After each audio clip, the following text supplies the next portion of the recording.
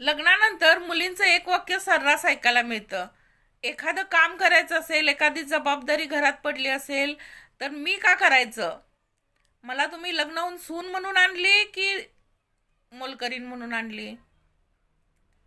आधीच्या मुली ज्यावेळी लग्न होऊन घरात यायच्या, त्या घराची पूर्ण जबाबदारी स्वतःहून घ्यायच्या. एखादं काम सासू करत असली तर ती नवीन नवरी असली तरी सुद्धा तिला असं वाटायचं की काहीतरी म्हणजे आपल्या हातनं मोठं काहीतरी चूक घडते आणि आपण बसलोय, सासू काम करते. आजकाल अजिबात नाही. सासू काम करते ना, करू दे, मग काय झालं केलं म्हणून त्यांना लागत नाही का?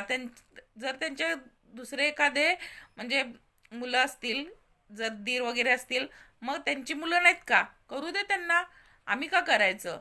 निवांत आपण टी व्ही बघत बसणार किंवा मोबाईल घेऊन बसणार. हे आजकालच्या